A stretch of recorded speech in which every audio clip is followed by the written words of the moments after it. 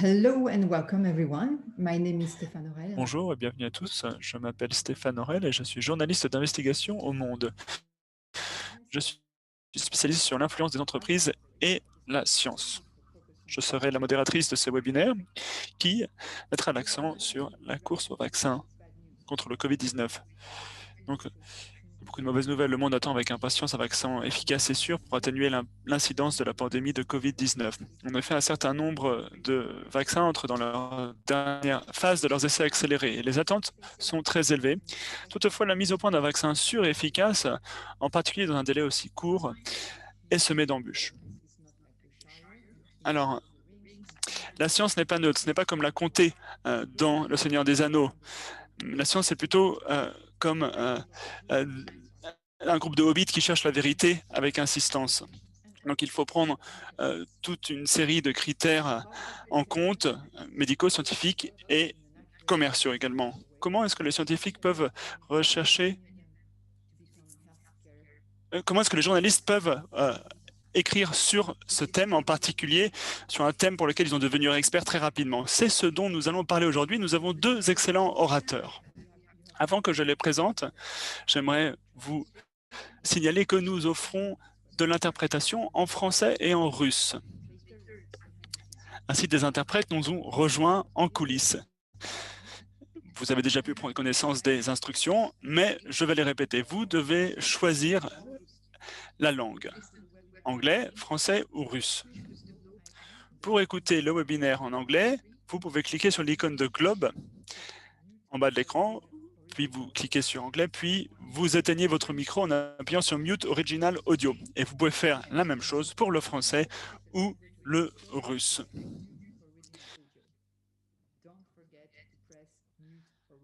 N'oubliez pas d'appuyer sur Mute Original Audio, éteignez votre microphone. Alors, c'est un webinaire consacré à la course au vaccin.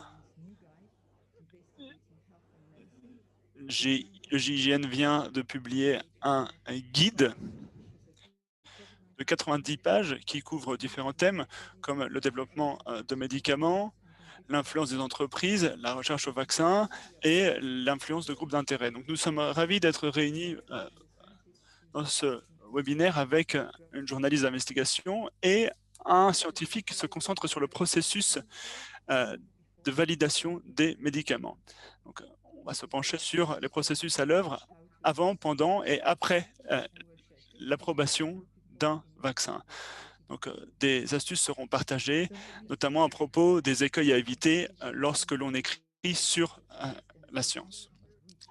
Serena Tinarit est une journaliste d'investigation médicale et cofondatrice de ReadCheck, une organisation suisse à but non lucratif dédiée à l'investigation et à la cartographie des affaires de santé. Elle est spécialisée dans la sécurité des médicaments, la médecine factuelle et les conflits d'intérêts. Elle est formatrice, conférencière et modératrice. Elle a écrit de nombreux reportages sur la grippe porcine et le Tamiflu. Elle est l'une des co-autrices du nouveau guide du GIJN. Bonjour Serena.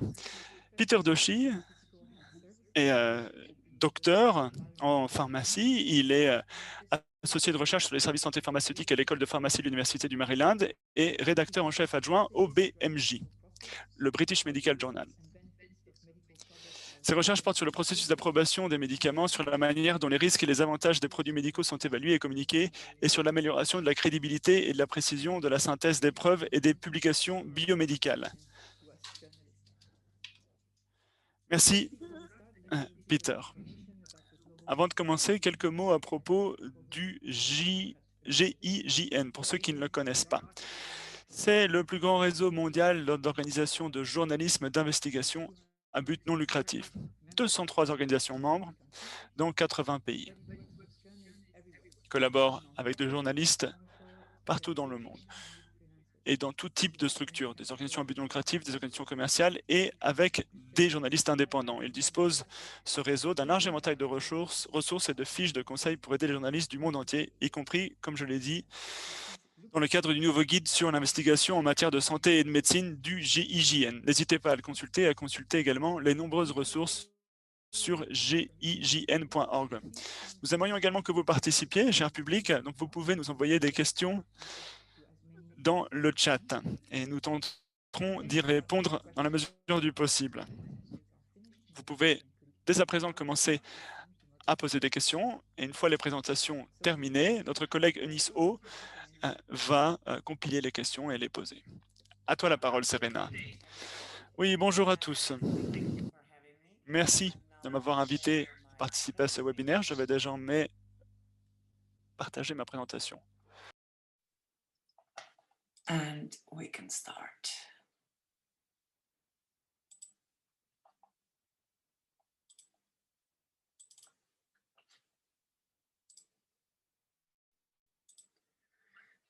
So, as Stefan already mentioned, Stéphane l'a déjà mentionné. Je suis cofondatrice de Recheck, qui est une organisation à but non lucratif que j'ai donc créée avec Catherine Gribard. Nous sommes tous deux des journalistes d'investigation travaillant sur le domaine médical. Nous travaillons avec différentes méthodes, différents outils et une déontologie qui est à la croisée des chemins entre le journalisme d'investigation et la médecine factuelle. Donc, tout cela se fait dans le cadre d'une approche commune.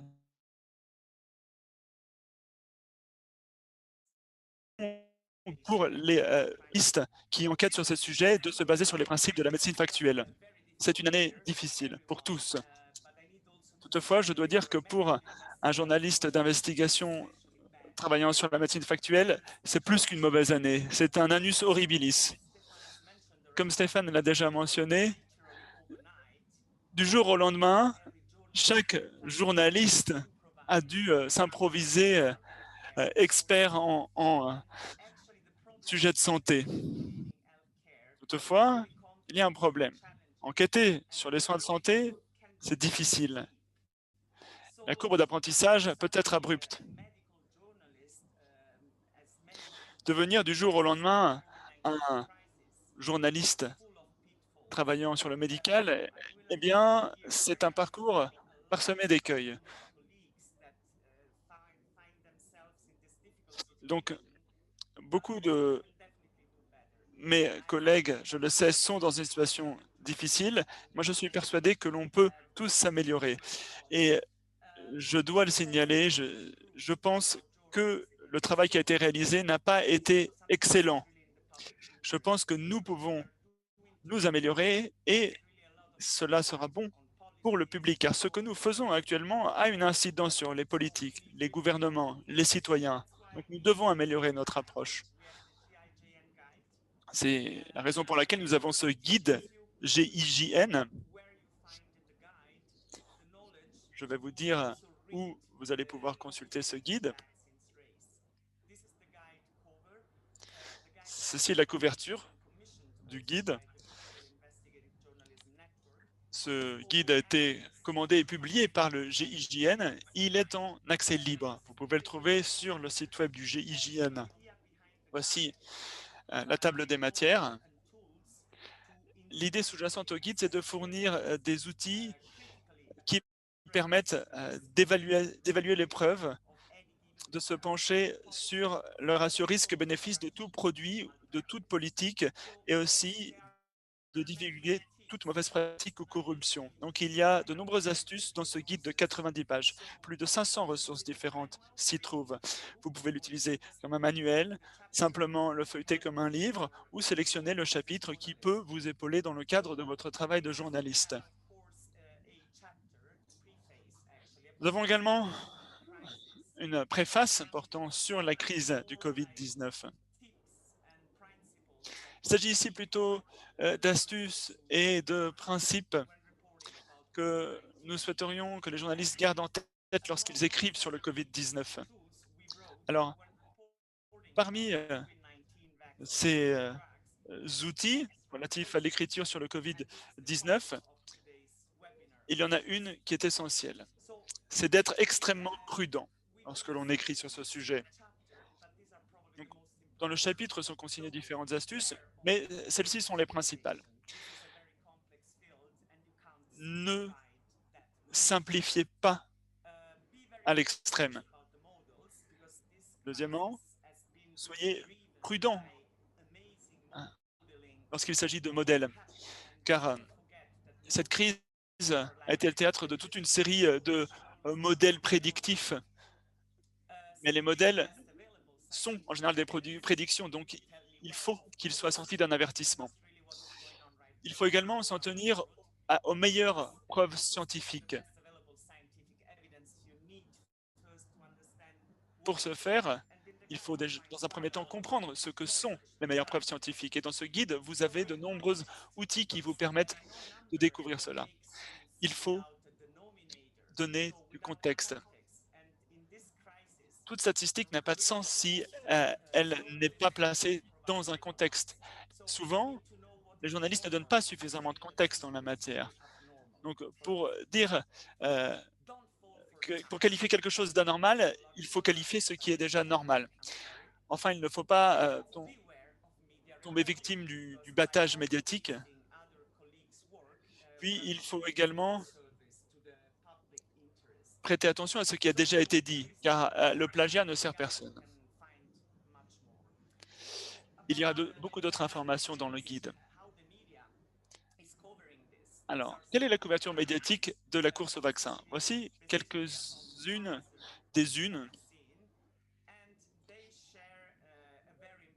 notamment relatives au vaccin de Pfizer. Donc, toutes ces unes, les unes pour AstraZeneca, Moderna, Oxford, etc. Donc, toutes ces unes sont basées sur des communiqués de presse. Donc, la source de ce journalisme, c'est tout simplement un communiqué de presse.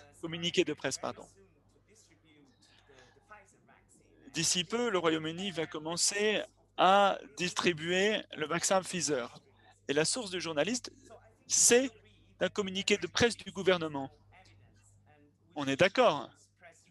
Un communiqué de presse du gouvernement, ce n'est pas une source journalistique.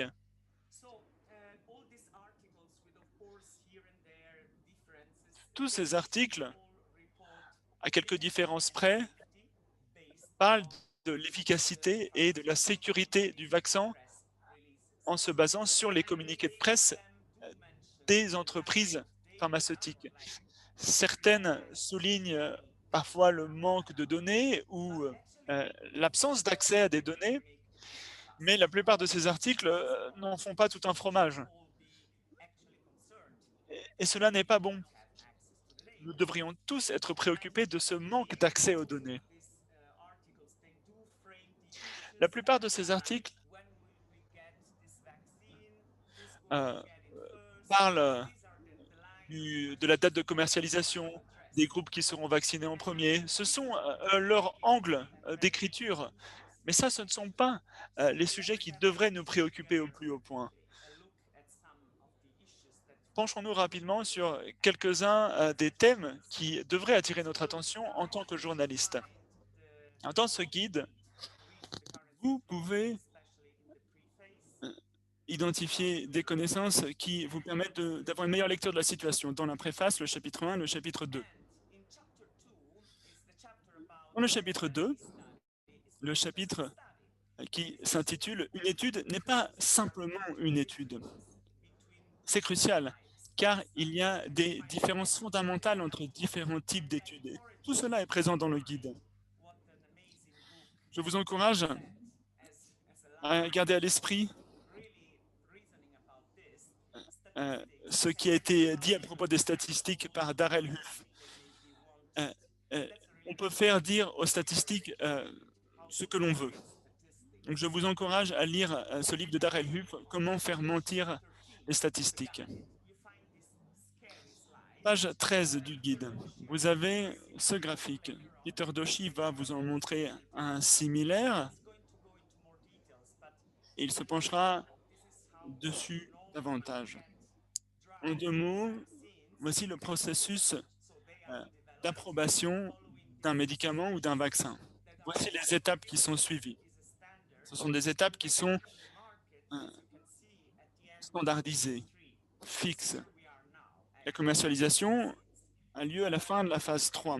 C'est notre situation actuelle. On pourrait en parler en long et en large de ce graphique. Mais ce qui est crucial pour vous, c'est se rendre compte que, la sécurité et l'efficacité d'un vaccin n'est normalement vérifiable qu'après une décennie. Et la situation actuelle diffère de ce graphique. En tout cas, il vous faut connaître ce graphique pour bien comprendre la situation actuelle.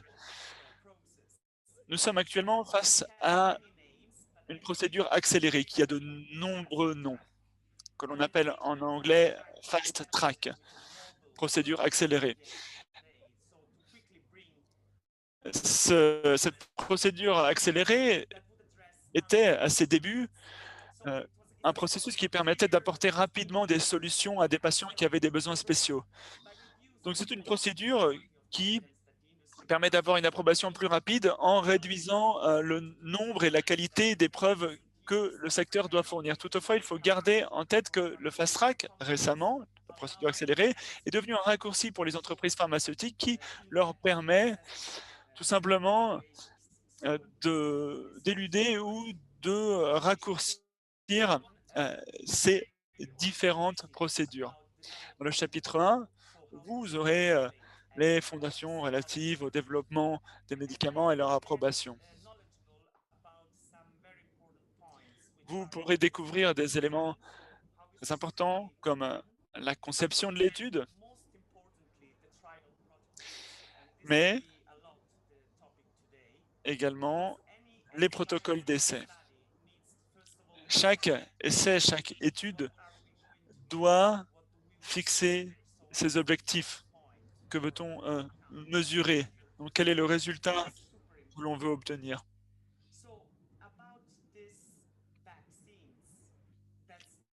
Alors, à propos de ce vaccin, eh bien, ce que je viens de mentionner, ce sont des éléments qu'il faut absolument garder en tête. Il y a une bonne nouvelle, c'est que tous ces protocoles d'essai relatifs au vaccin contre le COVID-19 sont publics. Sur le site web de RIAT, vous avez d'excellentes ressources. Dans les protocoles d'essai, vous pourrez collecter toutes les informations essentielles. D'ailleurs, c'est étrange, il y a eu beaucoup de couverture médiatique de cette course au vaccin, mais les journalistes ne sont pas allés vérifier les protocoles d'essai. Il ne faut rien prendre pour acquis dans cette situation. Donc, je vous encourage à lire l'article du Centre pour la médecine factuelle. Donc, ils ont une section consacrée au COVID-19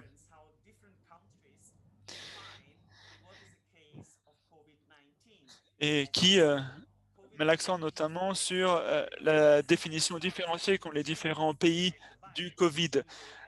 Covid, c'est le nom de la maladie, mais SARS-CoV-2, c'est le nom du virus. Mais tout le monde qualifie la pandémie de Covid-19, donc cela n'est pas exact. En matière de définir ce qu'est un cas Covid, eh bien, il y a toute une palette d'options à votre disposition. Donc, il faut pouvoir identifier certains drapeaux rouges, en quelque sorte. Donc, il faut pouvoir réfléchir à la définition de l'infection. Puis, il faut également réfléchir aux caractéristiques des individus qui font l'objet d'un essai, l'âge, les antécédents. Car nous savons que ce virus peut être dangereux pour les personnes âgées avec 2 ou 3 facteurs de comorbidité. Donc, ça, c'est une information essentielle. Il faut savoir combien d'individus tombaient dans ce groupe vulnérable. Donc, vous pouvez avoir toutes ces informations dans le protocole d'essai. Un des problèmes considérables que nous avons, c'est qu'il n'y a pas de données relatives à ces études, ces essais. Donc, il faut être au fait du résultat que cherche à mesurer et à évaluer ces études. Était-ce l'objectif d'évaluer les cas graves de COVID-19, de prévenir une infection? eh bien, vous trouverez ces réponses dans le protocole d'essai. Quel est l'objectif pour un vaccin? Dans un premier temps, vous voulez réduire le risque de contracter une forme grave et d'être hospitalisé. Deuxièmement, on souhaite que le vaccin prévienne l'infection, donc briser la chaîne de contamination.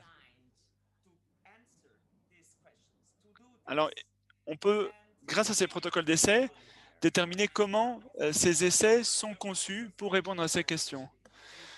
Donc, nous avons un véritable problème en la matière et Peter Doshi va vous en parler.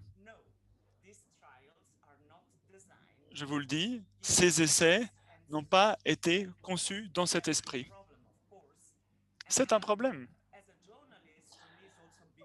En tant que journaliste, de voir que toute cette couverture médiatique ne traite pas du sujet important, eh bien, ça me chagrine. Voilà pour ma présentation. À toi la parole, Stéphane. Presentation. And now let's cross the Atlantic to hear Peter Doshi. Merci beaucoup pour cette excellente présentation.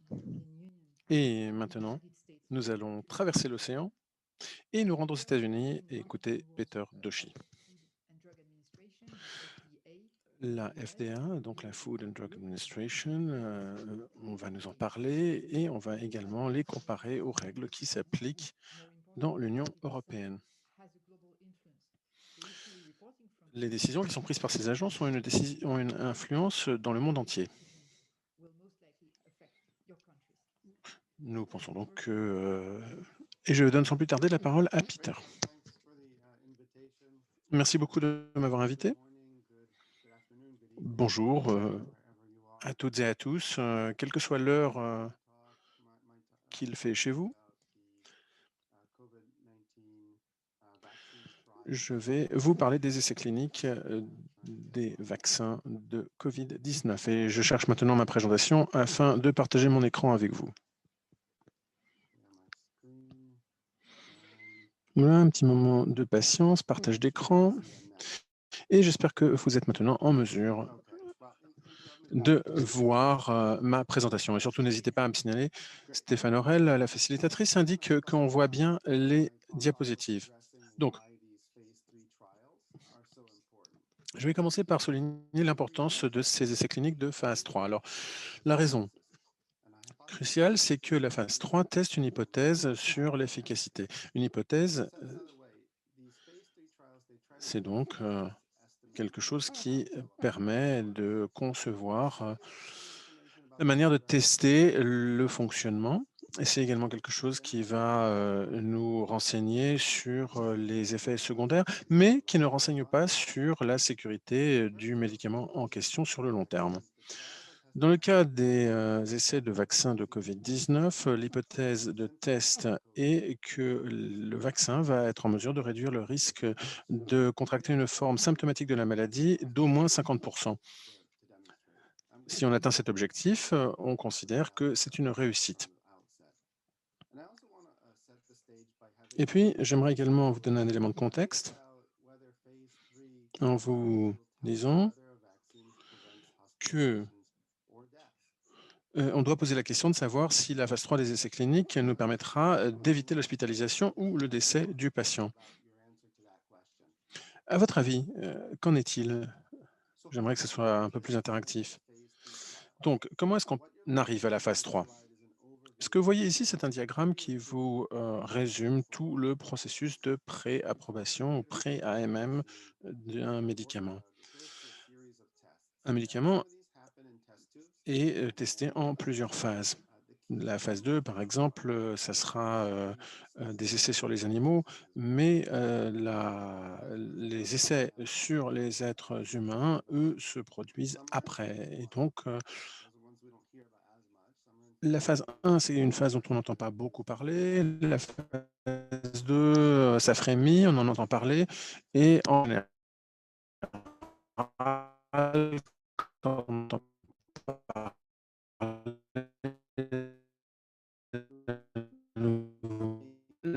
la phase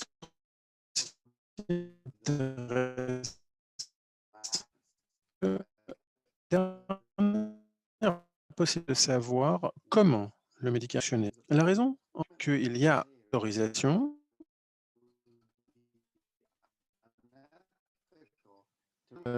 peu éthique, étant donné qu'on sait que le produit est réputé efficace. Mais en fait, cela raccourcit les recherches que l'on peut consacrer à l'efficacité à proprement parler du médicament. Donc, la phase 3, c'est en phase 2 que l'on commence en fait à développer une hypothèse sur l'efficacité, mais c'est seulement en phase 3 qu'elle est testée. Et pour moi, il est vraiment important de comprendre la différence entre les deux phases et notamment d'être sensible à la différence. La phase 2, c'est vraiment une enquête hem, qui vise à établir un potentiel, alors que la phase 3, c'est là vraiment qu'on cherche des preuves, quelque chose qui va donc au-delà d'un simple potentiel ou de vagues promesses. La phase 2, par exemple, peut avoir pour objectif de démontrer que le vaccin va susciter la formation d'anticorps. Mais des anticorps, c'est bien, mais ce n'est pas le seul objectif. Ce qu'on veut, c'est un bénéfice qui peut être évalué, à savoir chance de survie, bien-être du patient, etc. Donc, efficacité clinique. Ces avantages cliniques, eux, ne peuvent être établis qu'en phase 3 et c'est d'ailleurs là aussi qu'on peut mesurer quel est le degré de ces avantages. Est-ce un gros avantage, un petit avantage? La phase 3 permet également de procéder à une évaluation définitive de l'efficacité. Alors, vous l'avez compris, j'insiste énormément sur la différence entre la phase 2 et la phase 3 et l'importance de la phase 3. Donc phase 2, je le rappelle, promesse potentielle, alors que la phase 3, elle, permet d'évaluer de manière définitive les avantages. Alors, j'aimerais ici vous soumettre 3 citations des orientations de la FDA. Ce qui est intéressant, c'est que ce document a été publié avant le début de la présidence de Donald Trump. Et à l'époque, il y avait en fait une vraie chance que soit nommé à la tête de l'agence quelqu'un qui aurait simplement considéré que la phase 3 était superflue et que la phase 3, somme toute, n'était qu'un ralentissement à l'élaboration de produits qui se vendraient bien. Ce document a donc été produit, ces orientations ont été publiées afin d'insister sur la nécessité et l'utilité de la phase 3. Ici, vous avez un certain nombre de cas de produits justement qui n'ont jamais réussi à atteindre la phase 3. Malgré le potentiel d'activité antitumorale en phase 2, la phase 3 a montré que Brinavib n'a pas amélioré la chance de survivre des patients. Et puis, ce document reprend également 2 cas de vaccins. L'un, c'était un vaccin d'herpès génital. Malgré, je cite, des biomarqueurs positifs avérés en phase 2, la phase 3 a montré que le vaccin était incapable d'empêcher que le patient ne contracte la maladie. Et enfin, il y a également le V710, là encore, donc une enquête sur un vaccin anti-staphylocoque. Et on a constaté en phase 2 qu'il y avait bien anticorps, mais qu'en réalité, cela n'empêchait pas le patient de contracter la maladie. Donc vous voyez que établir un potentiel en phase 2, c'est une chose, mais qu'en phase 3, parfois, on s'aperçoit que l'efficacité n'est pas au rendez-vous. Quelle leçon en tirer? On ne peut pas prévoir ce que va montrer une phase 3 ou pas. Il faut la faire. Dans le cas du SARS-CoV-2, qu'a-t-on effectivement testé ou que teste-t-on en phase 3? Et que veut dire la notion d'efficacité? Il y a eu plusieurs annonces prétendant que le vaccin était efficace. Qu'est-ce que cela veut dire? Alors, commençons par examiner cette pyramide. Et cela vous permettra de réfléchir à ce que vous vous attenderiez d'un vaccin dit efficace. Cette pyramide montre que la maladie, en fait, se déploie sur un large éventail. On peut être asymptomatique ou avoir des symptômes faibles qui ne nécessitent pas une visite médicale et les symptômes s'aggravent jusqu'au décès du patient. Alors, vous voyez que le chiffre du bas, 33 millions, est 150 fois, plus de 150 fois le nombre de décès. L'hospitalisation et le décès des patients, néanmoins, ont un impact social plus fort. Le fait qu'on ait des symptômes faibles, ce n'est pas quelque chose qui nécessiterait qu'on mette en branle tous ces efforts. Par contre, le nombre d'hospitalisations et de décès, oui. J'imagine que la plupart d'entre nous, et c'est en tous les cas vrai pour moi, c'est qu'on souhaite que le vaccin doit sauver des vies et prévenir les formes les plus graves de la maladie. On aimerait que le nombre d'hospitalisations, et notamment en soins intensifs, ainsi que le décès de patients, soit évité. Alors, vous voyez ici les avis d'un certain nombre d'experts. Le bénéfice premier d'une vaccination sera de prévenir les formes sévères de la maladie. Peter Hotez, lui, qui est vaccinologue, indique on voudrait qu'un vaccin antiviral puisse atteindre deux objectifs. Tout d'abord, diminuer la possibilité de développer une forme sévère de la maladie et d'être hospitalisé. Deuxièmement, de prévenir la chaîne de transmission du virus et donc mettre fin à la pandémie. Sur National Public Radio, c'est dit simplement, le but premier d'un vaccin, c'est d'empêcher que les gens ne tombent gravement malades et ne décèdent. Mais en réalité, ce n'est pas du tout. Il n'y a pas de coïncidence entre ces objectifs et les objectifs des essais cliniques. En conformité avec les orientations de la FDA, le but était une efficacité à 50% de l'infection et donc soit effectivement une forme symptomatique positive en laboratoire ou une infection. Quant à l'efficacité, en réalité, elle ne devait être avérée qu'à 30%. Qu'est-ce que cela veut dire concrètement? Si l'on regarde le protocole Pfizer, afin d'être considéré comme un cas avéré de Covid, il faut pouvoir cocher au moins un de ces critères. Vous avez ici la définition à l'écran, c'est quelque chose qui a été emprunté au protocole de l'essai.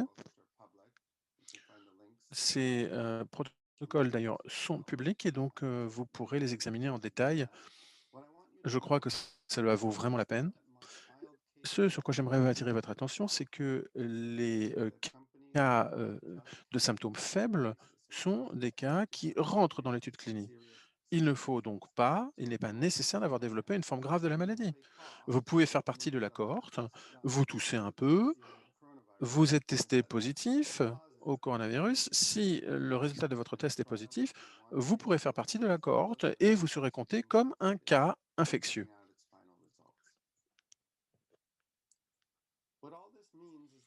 Ce que tout cela veut dire, c'est que, en fait, les essais ne sont pas conçus pour nous renseigner sur certains points, alors qu'ils nous renseignent sur d'autres points. Commençons par les objectifs qui ne font pas partie de la conception, à savoir, est-ce que le vaccin est capable de réduire les cas de Covid, quel que soit le degré de sévérité? L'essai clinique n'est pas censé prouver la capacité du vaccin à réduire le risque de contracter une forme sévère de la maladie et l'hospitalisation, le traitement en soins intensifs ou les décès. Ils ne sont pas non plus censés montrer être capables de réduire la transmission de la maladie, pas plus qu'ils ne doivent démontrer une efficacité dans les sous-groupes qui sont les plus à risque, donc typiquement les personnes âgées ainsi que celles souffrant de comorbidité. Ces essais ne sont pas encore conclus, ils se poursuivent, donc on ne peut pas dire que tous les éléments soient connus, mais les critères selon lesquels l'efficacité sera évaluée ne sont pas ce que l'on pourrait croire et il faudrait en réalité les définir de manière plus stricte. En effet, les trois questions que j'ai évoquées et qui me semblent être les questions les plus importantes ne trouvent pas de réponse dans la conception même des essais. Une des raisons pour lesquelles je pense que ce problème, en fait, n'a pas été repéré, c'est que, tout le monde a pensé que, évidemment, on se concentrerait sur les formes sévères de la maladie. Ainsi, l'Institut national de la santé, elle a dit dans un communiqué de presse, du 27 juillet: «Les essais, cherchent à déterminer si un vaccin peut empêcher les formes sévères de la maladie et empêcher un décès du patient. Or, comme je vous l'ai montré, ce n'est pas ce que ces essais cliniques sont censés démontrer. Et c'est pour cela d'ailleurs que j'ai pris ma plume et que j'ai commencé à publier sur cette question. Donc vous voyez ici un article de septembre du New York Times et j'ai republié ensuite dans le British Medical Journal euh, un article un peu plus développé qui montre que les experts, en réalité, ne se sont pas rendus compte que les essais cliniques ne répondaient pas à n'apportaient pas de réponse sur certaines questions. Alors, vous pourrez me dire, mais bon, finalement, est-ce que c'est important? Parce que si on peut empêcher les formes atténuées de la maladie, moins symptomatiques, dans ces cas-là, on pourra sans doute empêcher les formes les plus critiques, n'est-ce pas? Puisque la maladie s'aggrave. Alors, c'est vrai effectivement à l'échelle de l'individu, mais cela n'est pas vrai à l'échelle d'une cohorte. On peut très bien se trouver dans une situation où on constate statistiquement une réduction globale du nombre de cas à symptômes faibles, mais aucun bénéfice en ce qui concerne les hospitalisations, les formes les plus sévères et le décès. Ce qui veut dire que le vaccin, s'il est susceptible de réduire le risque de contracter la maladie parmi une population jeune et en bonne santé, il n'aura absolument aucun bénéfice pour les plus âgés. Il s'agit là de moyenne. Étant donné que des sous-groupes sont particulièrement vulnérables, leur cas est noyé dans la masse statistique. Voilà. Voyons ici un scénario hypothétique. On peut imaginer une cohorte de 15 000 participants. 12 000 de ces participants sont à faible risque. 3 000 sont des personnes âgées et donc on peut s'attendre à ce que les facteurs de comorbidité soient plus importants et qu'ils soient plus à risque. Quand on examine les résultats des essais cliniques, vous allez constater qu'il n'y a que 60 cas de Covid dans le groupe vaccin, alors qu'il y en avait 50 dans le placebo, ce qui est positif. Mais ensuite, quand on examine par catégorie de patients, on constate que les différences s'accroissent considérablement. Parmi, parmi les participants à faible risque, ils ne sont que 32 à avoir un faible risque, alors qu'ils sont 28 dans le groupe vaccin parmi les seniors. Alors que ces chiffres sont de 120 et de 30 pour les plus âgés dans le groupe placebo. Vous en tirez la conclusion. Ce que cela veut dire que, en fait, on n'a que 60% d'efficacité totale. Mais en moyenne, et que ce chiffre baisse à 7% pour les plus âgés. Et donc, on constate que le vaccin sera moins efficace sur les seniors que sur une population d'âge moyen en bonne santé. Pour ce qui est de la question, est-ce que les groupes les plus vulnérables seront protégés par le vaccin? Eh bien, la réponse est négative, car ils ne seront pas aussi bien protégés que ceux qui sont en bonne santé. J'aimerais maintenant compléter l'information. Dans le groupe traité par le vaccin, vous voyez qu'il n'y a en réalité aucune différence. 3 hospitalisations de chaque côté, un décès de chaque côté. Donc, dans ce scénario hypothétique, on aurait un essai clinique qui justifierait l'obtention de l'autorisation de mise sur le marché, alors même qu'en réalité, il n'y a pas de différence pour les cas les plus sévères. Ce qui s'est passé ces dernières semaines, c'est que nous avons lu dans la presse qu'il y avait une efficacité de plus de 90%. Voici le cas de Moderna. Le laboratoire a prétendu que l'efficacité contre les formes les plus sévères, hospitalisation et décès, était de 100%. Mais je me demande vraiment quelle est la définition des formes sévères. Est-ce qu'il s'agit vraiment là de formes sévères? Et dans ces cas-là, quel degré, quel niveau de sévérité? Le communiqué de presse ne dit rien en ce qui concerne l'hospitalisation, la mise sous ventilation, les soins intensifs, etc. On n'a aucun élément et d'ailleurs, il n'y a eu qu'un décès dans les essais cliniques. L'article du British Medical Journal est quelque chose dont vous voyez le début ici, ça date du 26 novembre. Et pour moi, cela résume bien ça fait bien le point sur ce que nous savons et ce que nous ne savons pas à l'heure actuelle. Or, en réalité, il y a encore beaucoup de choses que nous ignorons. Nous n'avons pas encore de données qualitatives qui nous permettent de savoir quelle sera l'efficacité du vaccin, car en effet, ce n'est pas là l'objectif ou le critère selon lequel l'étude a été conduite. Nous ne savons pas de combien de pourcents le risque d'hospitalisation de décès est réduit. Nous ne savons pas non plus quelle est l'efficacité sur les enfants, sur les adolescents. En effet, ni enfants ni adolescents n'ont été inclus dans les cohortes. Nous ne savons rien, par exemple, sur les personnes immunodéprimées. Nous ne savons rien non plus sur la méthodologie. Est-ce que c'est en double aveugle? Rien sur les effets d'ailleurs à long terme non plus, 3, 6, 12 mois. Nous ne savons pas si c'est comparable au vaccin contre la grippe. Si l'on se base sur le vaccin de la grippe, on sait qu'il y a une courbe décroissante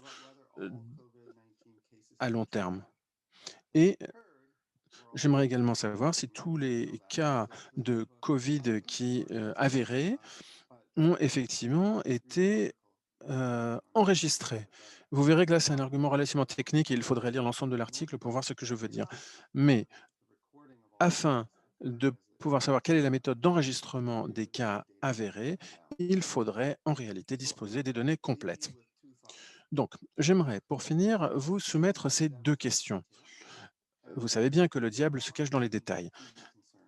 Et je crois qu'ici, il y a de quoi s'inquiéter.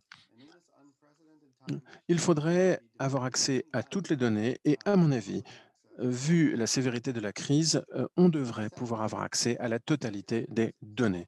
Deuxièmement, il y a 3 options possibles d'AMM. Vous vous souvenez de ce que j'ai dit? L'autorité de régulation met fin automatiquement à l'évaluation scientifique de phase 3, puisqu'on ne pourra plus avoir 2 groupes, un groupe placebo et un groupe vaccin, ce serait non éthique. Et donc, cela soulève des questions vraiment critiques. Il y a une manière d'administrer le vaccin sans compromettre la rigueur scientifique. En effet, on comprend qu'il y ait certains patients nécessitent un accès urgent et donc il y aurait en fait possibilité de donner accès au vaccin sans qu'il y ait là une AMM. Alors, cela s'appelle le Extended Access Program, EAP, selon son sigle anglais, qui permet de vacciner pour des raisons de compassion, alors même que le vaccin n'est pas encore officiellement reconnu. Je crois qu'on devrait beaucoup plus se concentrer là-dessus et je serais heureux de répondre à vos questions. Merci beaucoup pour votre attention.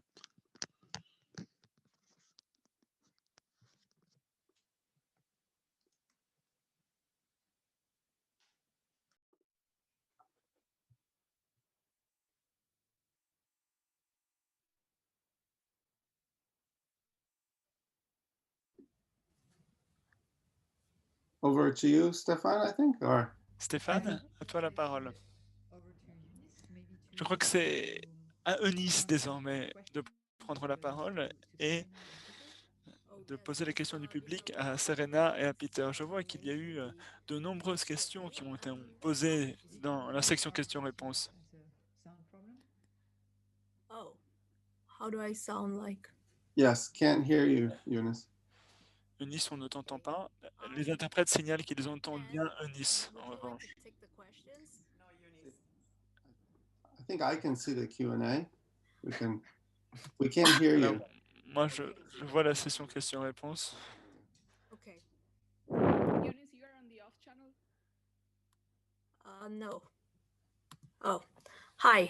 Can everyone hear me now? Sorry for that technical problem. Tout le monde devrait m'entendre maintenant. Mes excuses pour le souci technique.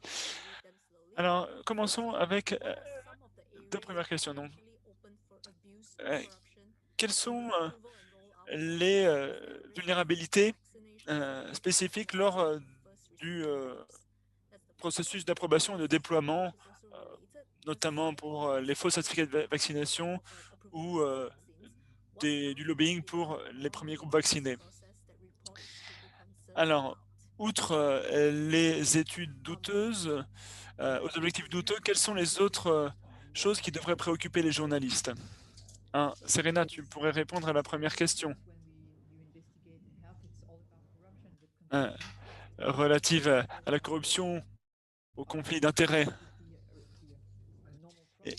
et le fait que ces éléments soient interconnectés. C'est retour à la case départ pour nous. Notre problème est autrement plus grave.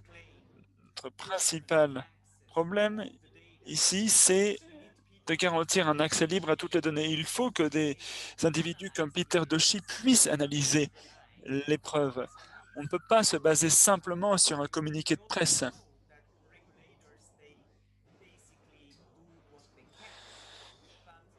Les régulateurs font ce qu'ils peuvent, mais il faut être conscient que l'environnement est actuellement extrêmement complexe, car le gouvernement, le législateur sont sous pression.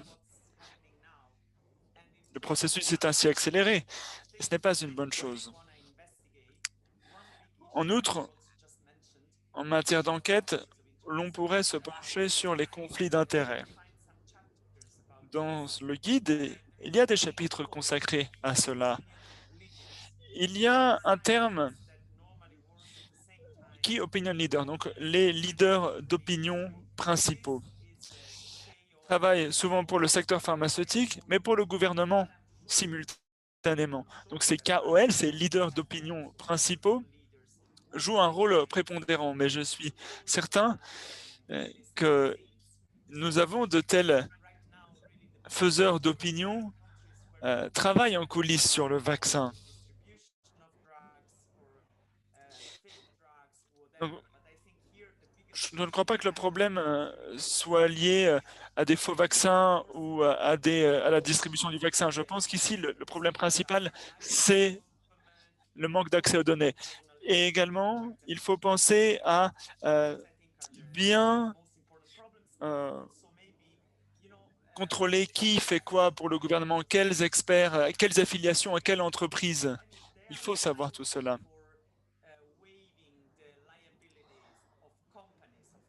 Alors, certains experts veulent que les entreprises pharmaceutiques ne soient pas responsables devant la loi pour certaines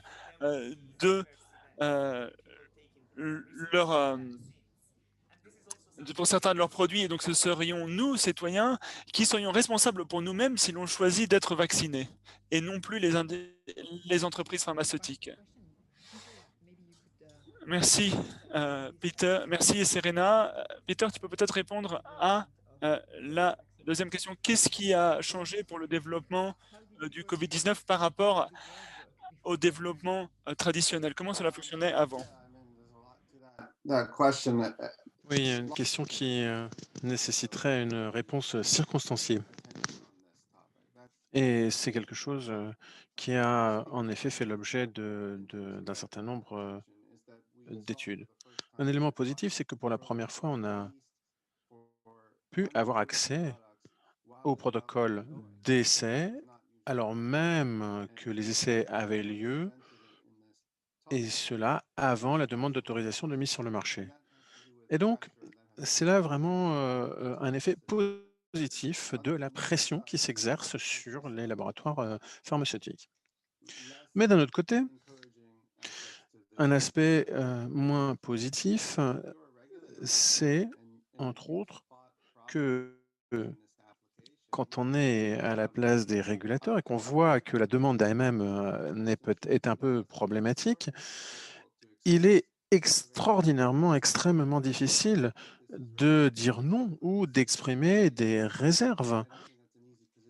Je crois que c'est vraiment une position très compliquée.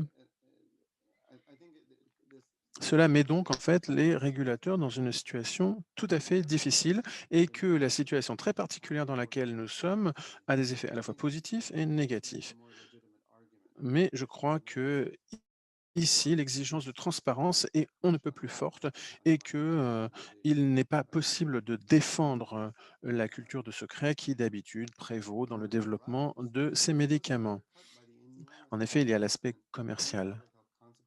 Il y a, et ici, c'est quelque chose qui est tellement d'intérêt général que l'on ne peut pas se contenter d'une approche purement commerciale. Ces vaccins devraient pouvoir être discutés en connaissance de cause et cela suppose un accès complet aux données. Je crois que c'est vraiment là le pilier de la transparence. Thank you, Peter. Merci, Peter. Merci. Merci. Alors, je pense que je vais peut-être un peu ralentir et procéder question par question. La question suivante est la question suivante.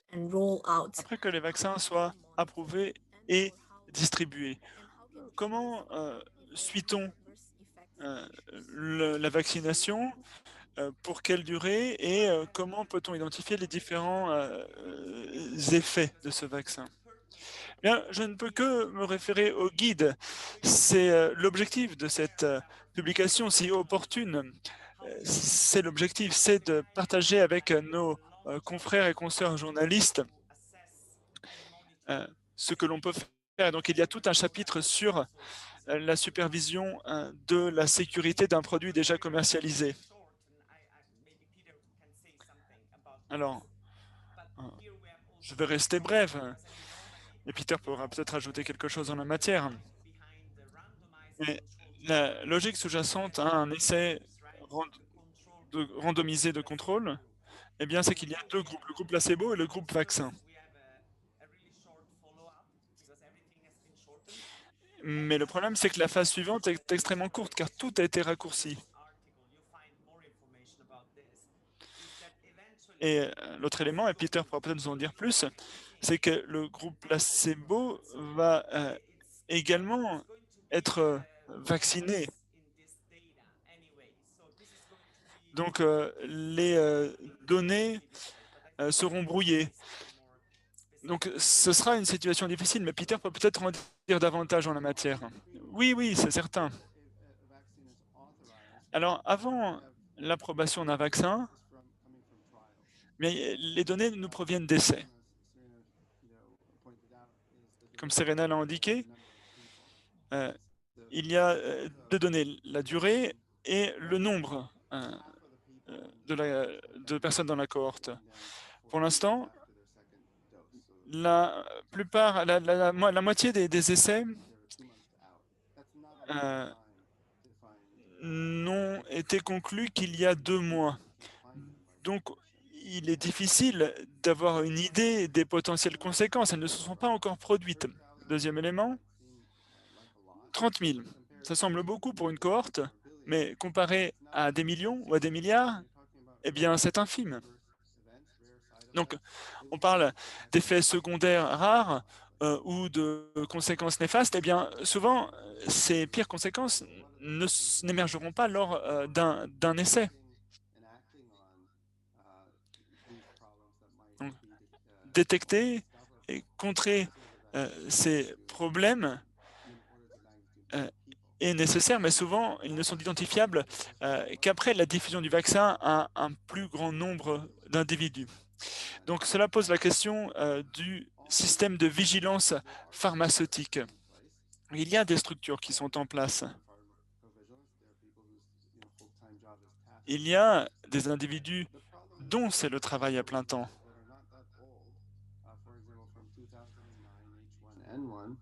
Donc, il y a des exemples récents, comme le H1N1, ou le vaccin contre la fièvre porcine. Donc, il peut y avoir des problèmes, des échecs. Et en matière de vaccins développés dans le cadre d'une pandémie, eh bien, il y a parfois des signaux précoces que l'on peut collecter, mais il n'y a pas eu de réaction dans ce cas. Donc,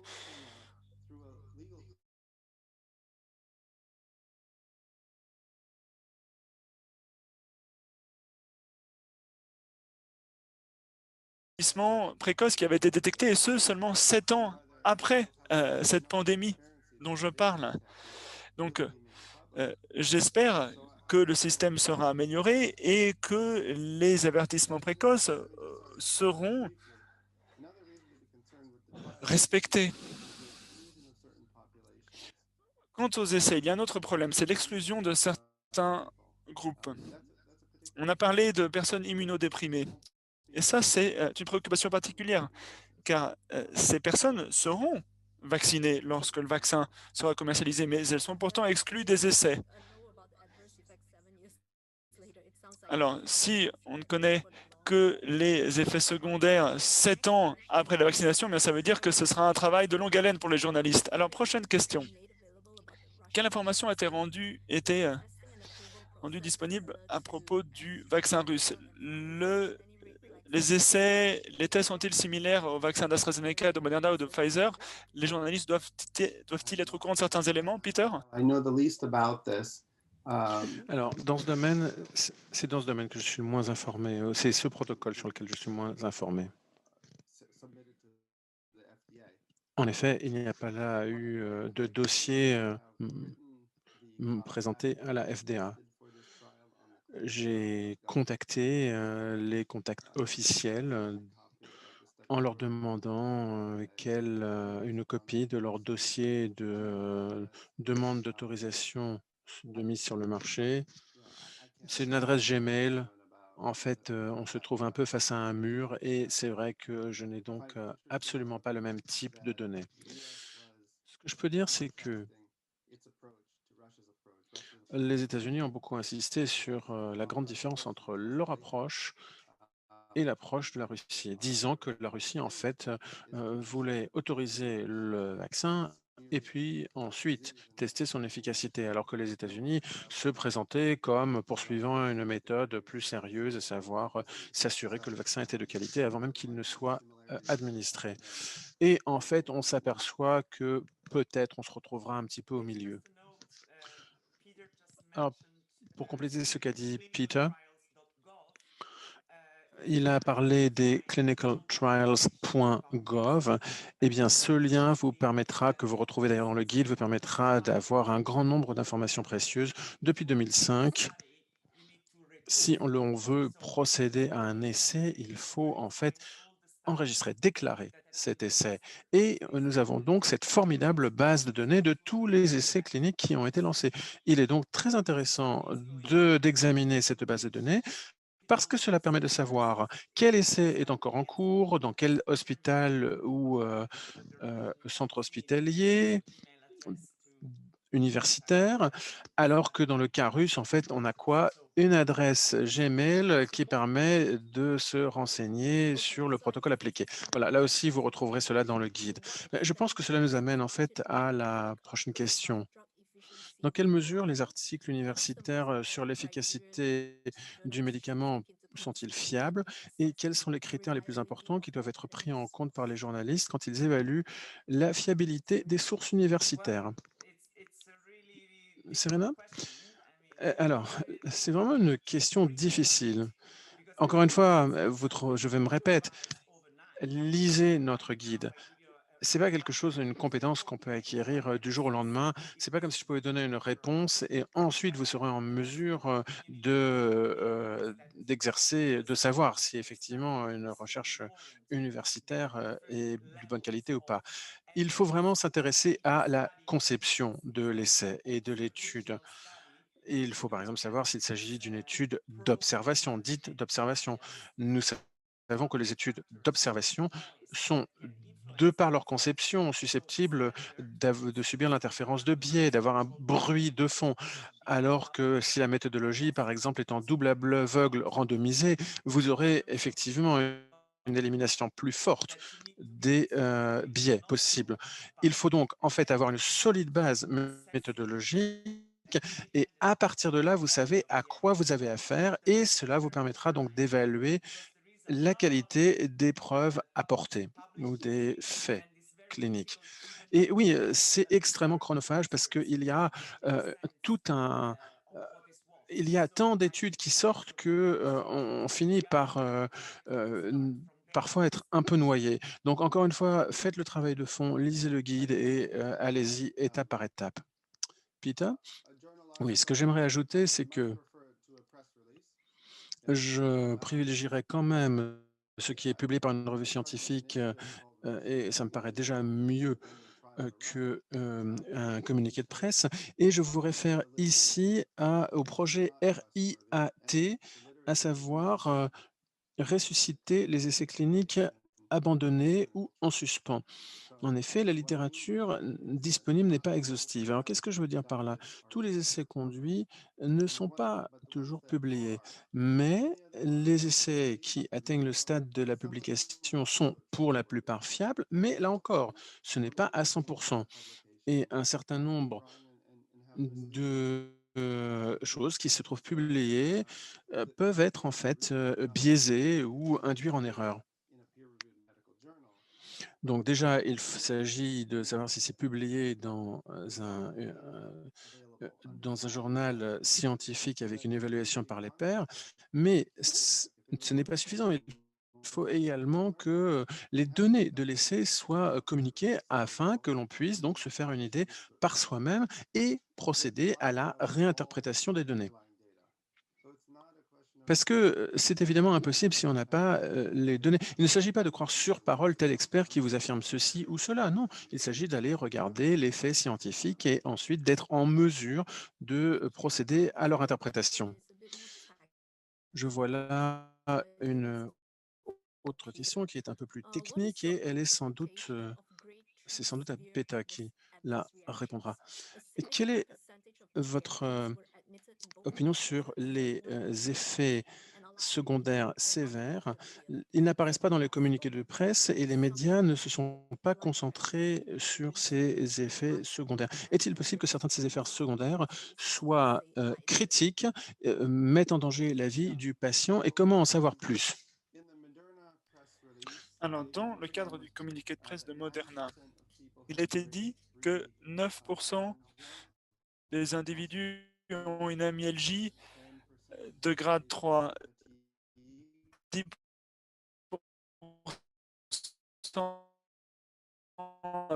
avaient la degré. Je crois que c'était moins élevé dans l'étude de Pfizer, 3,8% de céphalée. Troisième degré, cela signifie que l'effet secondaire était assez grave pour prévenir une activité quotidienne. Il nous faut des données pour répondre à ces questions. Voilà ma réponse. Alors, personnellement, je suis préoccupé par cette haute fréquence d'événements, d'effets secondaires. 10%, c'est une personne sur 10. Donc cela veut dire, pour un événement de 3e degré, donc ça veut dire qu'un événement de 2e degré eh bien, touchera bien plus qu'une personne sur 10.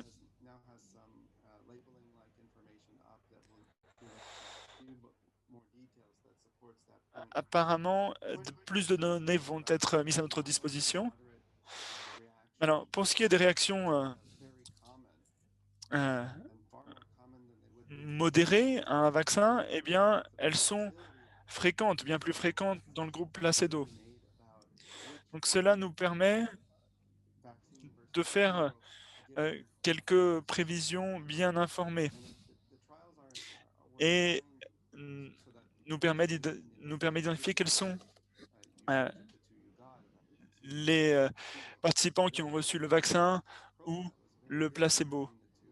Mais si le profil des personnes qui sont dans le groupe placebo, le groupe vaccin est complètement différent, eh bien, il est plus difficile d'obtenir ce type de réponse. Donc, les données sont essentielles pour répondre à cette question. Alors, dans l'article d'opinion que j'ai écrit il y a quelques semaines, je me suis penché sur ce sujet en particulier et j'ai dit qu'il nous fallait davantage de données pour pouvoir répondre à cette question. Prochaine question. Toutes les données sont-elles transmises dans le cadre de la demande d'approbation à la FDA? Est-ce que vous savez si des individus en maison de retraite ont été testés? Alors la FDA peut demander ce qu'elle veut. La FDA, c'est bien connu, peut mettre ses mains sur tout ce qu'ils veulent. Bon, après, tout, eh bien, cette définition dépend de la personne qui est chargée de collecter cette information. Mais comparé aux régulateurs européens, eh bien, la FDA reçoit des informations plus détaillées, plus granulaires que les autres réglementaires. Et la FDA a la capacité de recherche pour analyser des données au niveau du patient. Et d'autres régulateurs n'ont pas forcément cette capacité. Certaines analyses que j'ai mentionnées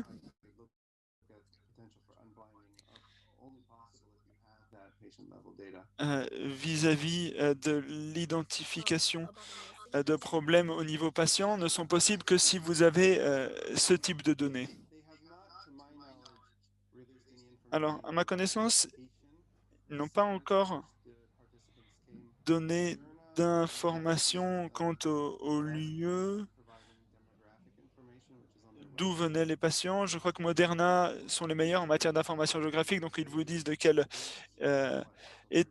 race, de quel âge, etc.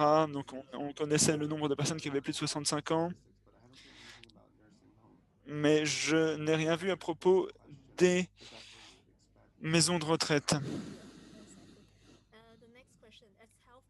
Alors, prochaine question. En tant que journaliste travaillant sur le secteur médical, comment peut-on ménager un équilibre entre le scepticisme envers les communiqués de presse sur la sécurité des vaccins, tout en contrebalançant les points de vue des mouvements anti-vaccins? Donc, notre rôle est de creuser ces questions. C'est de remettre en question toutes les déclarations qui nous sont envoyées par le biais de communiqués de presse. Et là, je pense à des ont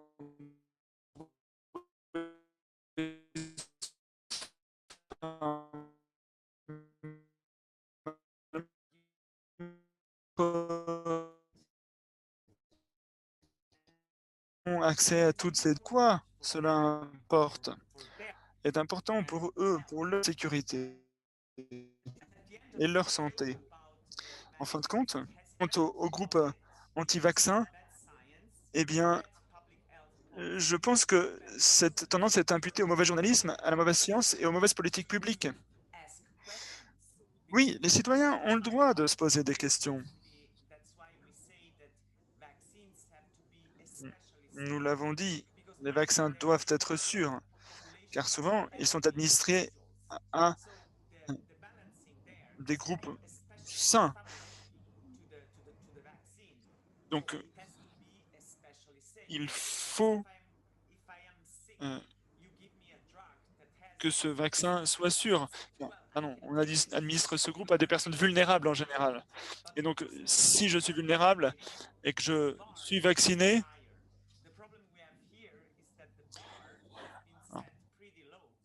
le problème, c'est que le niveau de sécurité n'est pas très élevé en la matière, tel qu'il a été fixé par les régulateurs.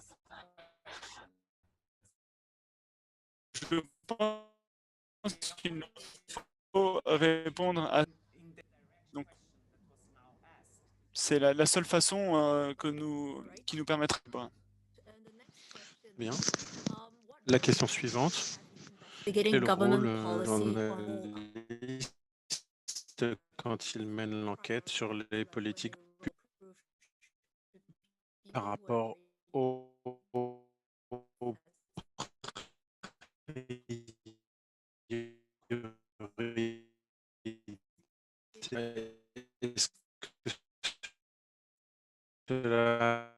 qui ont été testés positifs, est-ce qu'enfants seront vaccinés en dernier, etc. Contracts, if it's possible, normally they are at one point, 10 years ago it happened, they were leaked to the press. So we could look at the contracts. We need to look at... ont été fuités. Et donc là, on a pu examiner les contrats, on a pu voir quelles étaient les responsabilités juridiques acceptées par les entreprises pharmaceutiques. Rendons-nous bien compte que ce sont des milliards qui sont en jeu sur ce vaccin anti-Covid-19. Il va bien aussi s'intéresser aux effets sur le système de santé publique. Il y a donc tout un éventail de questions. Et désolé si je suis ici un peu direct, mais je ne suis pas certaine que la question de savoir quel groupe de population sera vacciné en premier soit fondamentale.